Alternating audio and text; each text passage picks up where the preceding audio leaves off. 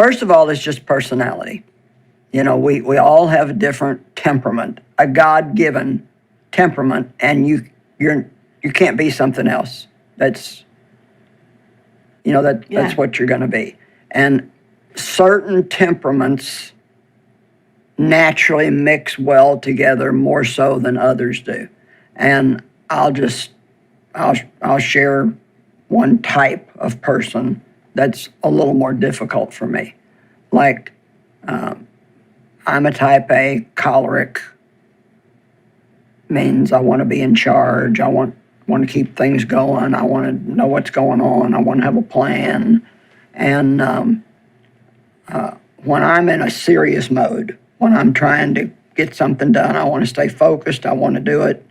And a friend of mine told me one time, she said, I finally figured out that you're a person who lives on purpose.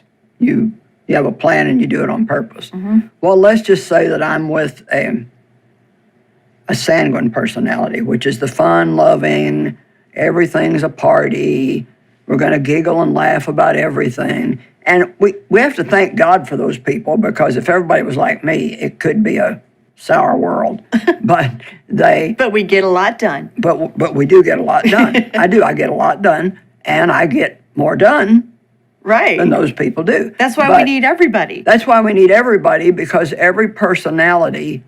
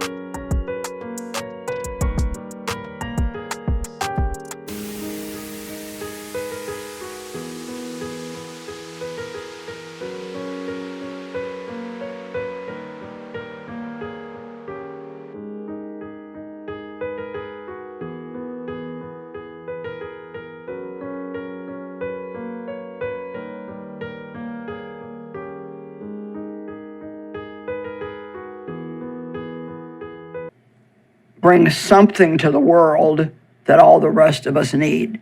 And one of the habits that a sanguine person has is, of course, they talk a lot, and they like to get real close to you when they talk, and sometimes they like to even hold on to you when they talk to you. And I can't stand that. I feel like they're trying to make me do something. Right. And I don't like to be made to do things. Now, that doesn't mean there's something wrong with them. It doesn't mean there's something wrong with me. Right. It just means that we have to find a way to adapt to one another. And, you know, we are required by God to love everybody, but some people we have to love from a distance. And that's okay. And it's okay. Yeah. It's like you don't have to love everybody, but you don't have to enjoy every single person's personality and temperament. Mm-hmm. And so obviously we're going to try. We need to make allowances for people. We need to remember that we have problems. There's things about me that I'm sure irritate other people. You know, I'm very straightforward. That's very hard for some people. And so there are things that can help. Yeah. And one of the things is the way you feel about yourself is going to really help or hurt how you get along with other people. Mm-hmm. Because if you don't give yourself much mercy, then you're not going to be as willing to give other people mercy. Right. If I expect a lot of myself, right, then you expect a lot naturally, I expect a lot of other people. A lot of other people. And I like things done, you know, get it done. And so people that are slower and The time is over. I'm just like, can we just get this done? And my husband is always teasing me. And then this is the truth. I'm always like, in my mind, I'm one step ahead of where I'm at. And I'm not saying this is a good trait, because it's not. But when we will be coming down our street, we're not even at our driveway yet, I will always have my hand on the door, on the handle. And he said to me last night, Joyce, we're not there yet. Do not open the door. And my daughters had to tell me, Mom, would you not open the door till I park the car? And Don't get out while the car's still don't moving. get out while the car is not moving, and or while the car is moving. So we all have things. What's one of yours? What's one of your bad habits? Well, I'll give you an example of someone that I could not get along with. And this was someone that I hadn't met before, and just instantly just felt not right with this person. And that's unusual for me. I am one of those people who usually likes everybody until they give me a good reason not to. And just right away, I could not handle this person. They were just getting on my last nerve, and I was having a very hard time. So one thing I suggest is to start asking the questions why. Mm-hmm. Why am I reacting so strongly to this person? And I started realizing, kind of like you said, they were trying to control me. They were trying to tell me what to do in a kind of a backwards way all the time. And it reminded me of someone else in my life that I don't get along well with. Right. And so instantly I was kind of transferring another person that I already didn't get along well with, seeing them in this person, and the wall just went up. Like, I know exactly what you mean. Yeah. So I need to ask myself, why am I feeling this way? Why am I having such a hard time? And how can I help change it? How can I help avoid it? And sometimes, like you said, it is, don't spend so much time with that person. Right. Sometimes you can't help it. So those are the things that I have to realize. They may try all they want to motivate me to do what they want, but it doesn't mean I have to do it. Right. But I also don't have to be snippy about it. Right. Because I like to say, don't tell me what to do. And that's not the best way to handle it. I went yesterday to have a blood draw for my next doctor's visit. And I have very tiny veins, and they roll. And so I told the lady ahead of time, I said, I've got really tiny veins, and they roll a lot, so I'm just letting you know this may not be easy. And so the first place she went was here, where you would normally go. But they've used that vein so much that I've got scar tissue. And so I said, you can't get blood there because, and she said, just let me do my job. And I said, I waited. And then I said, they normally get it right here. She's, just let me do my job. Just let me do my job. And I thought, I am not going to fight with this lady. So I said, but you don't want to be a pincushion. No, but so I said, so what's your name? So I just changed the whole thing and got it about her and interest in her. Yeah. And, how long have you been here? And do you like it? And I mean, there was just an instant change in her. That's good. She did get me first stick, and so I guess she didn't know what she was doing. Yeah. But I find sometimes if I'm not hitting it off with people, that you can turn it around and make it more something that would be complimentary about them. And there's hardly anybody that will dislike you if you're making them feel good about themselves. Yeah. Yeah, that's really good, is find a place of connection. Right. There are many people that it doesn't seem like we really have anything in common, we're not getting along. And when you begin a conversation, you start to find you do have some common ground, and that changes things a lot. You mentioned a while ago about not liking somebody because they were like somebody else you knew. Well, I learned, and it really helped me, that I had a hard time with anybody who had a personality like my dad's. Mm-hmm. And he was kind of gruff and controlling and just got mad real easy. And I had somebody that I had to deal with on a pretty regular basis that was like that. Yeah. And it was so hard for me. But one of the things that God will do is he will keep putting those kind of people around you until you learn how to treat them the way you would like to be treated. Yeah. And I think, I used to think if people weren't like me, I'd think, what is wrong with you? What is your problem? And when I read some of the books about different temperament types, it helped me so much to realize that God has made us all different. Right. It's not like, don't be that way. That's the way they're put together. That's the way they're wired. And we can all improve on our faults, but I'm always going to be aggressive. I'm always going to want to get things done. I'm motivated by accomplishment, so I'm not going to like people that are just messing around and wasting my time for nothing, especially if I'm in a work mode. Thank God I do have other modes. But the other thing, too, I've found out is if I'm around somebody that I do have a difficult time with, and the conversation is kind of going in a direction that's probably going to irritate me, I've learned to just shut up.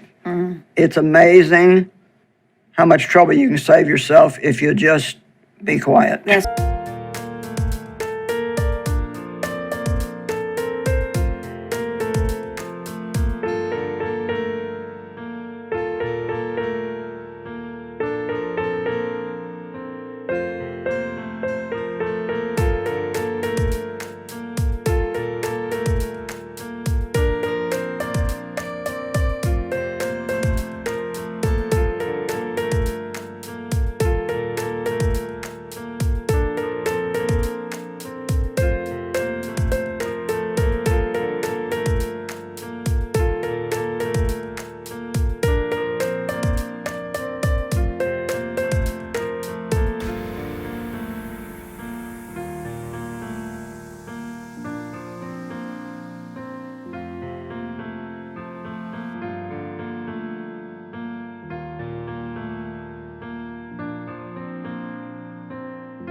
That's really true. I'm not always good at that either. That's a great suggestion, is I don't have to say everything I'm thinking. No. And it doesn't solve anything. I had one person in particular that person did not like me. And it was very obvious. And I'm thinking, what's wrong with them? How can they not like me? But anyway, I'm one of those people that like to address things. I like to try to work things out between us. And so my first impulse is usually, let's talk about this and find out, Mine too. I'll apologize if I've done anything wrong. What can we do to work this out? And I've learned to really pray about that first, because I can do that too soon sometimes. I can do that when it's not really what's right for this situation. And with this particular person, I prayed and prayed, and I just felt like God not giving me that release to have this conversation with them. Right. And I kept praying, and before I knew it, and I don't know why it was there, and I don't know why it changed, but it just started to shift. That's right. And before long, we were great friends. And it's somebody that I really love and have a wonderful relationship with. So sometimes, like you said, shut your mouth. It's not always do those things that are natural to you, to pray about them first. Yeah. And also, though, the flip side, don't be afraid Right. to have important conversations, to work through things also. But I do believe that we, first of all, even if we are going to have that conversation, we should never do it without praying. Oh, absolutely. And praying for the right timing. Right. There's a time to try to have a conversation like that and a time not to. Yeah. And so I fully agree with you about the prayer. I think it's very, very important. And it's so easy for us to misunderstand people because sometimes we take things that people are doing or saying in a way that they don't mean it at all. Right. Because just our temperaments are different. So my wonderful husband and I have been married 55 years, and that's quite a record. It is. And we have a lot of fun together. We love each other, but we are so different. And my darling, sweet Dave loves to tell me what to do all the time. And it's things, he wants to protect me. Yeah. So it's things about, oh, you shouldn't get out of the bathtub that way, you may fall and slip. And I'm like, you know how old I am? I think I can get out of the bathtub by myself. And I used to get really offended because I took it like he thought I was stupid. Mm-hmm. And that wasn't. Yeah. It's not at all what he meant. That's not at all what he meant. And one day he said to me, "Why do you act like I'm your enemy?" Mm. And see, that's how I was making him feel. Yeah. And he was doing it just out of, maybe I don't need all the help he tries to give me, but the point is he is trying to help me. So that's one of those cases where I've learned maybe I just need to let him think I'm taking the help and not say anything. Listen and get out of the bathtub the way that you want. And and he does protect me in situations. I'm not a very careful person, and I don't know what part of my personality does that, but I guess I think I can just do anything, and in some ways that's good, and in some ways it's not. And he operates more out of wisdom, where he'll do things the more careful way. Right. But I just think that's a good example that here he was trying to help me. Yeah. And I thought he was trying to boss me around. His way of showing you love. Right. Yeah. So we have to always remember that we need to look deeper than what a person's doing or saying to why they're doing it. Mm-hmm. And if we do that, a lot of times we'll find out that what they're doing is a very loving, kind thing, and we're just seeing really it wrong. Great.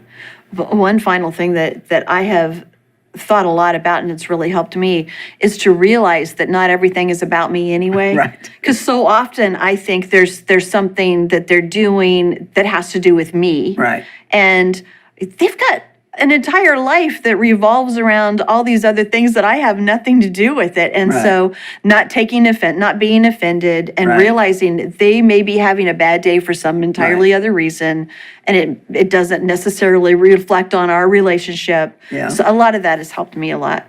And if we just go back to the simple golden rule, do unto others as you would have them do unto you, that always comes back in a good harvest in our lives. If we will treat people the way we want to be treated. Mm-hmm. And I just feel like saying again, because I think it's such a key part of this, is if you're having a difficult time in a conversation, turn it to being interested in them and what their life is like, and compliment them, make them feel good about themselves, and people will sincerely care about them. They will sincerely like you if you sincerely care about them. Yeah. And I heard this one time, and I use it a lot in teaching.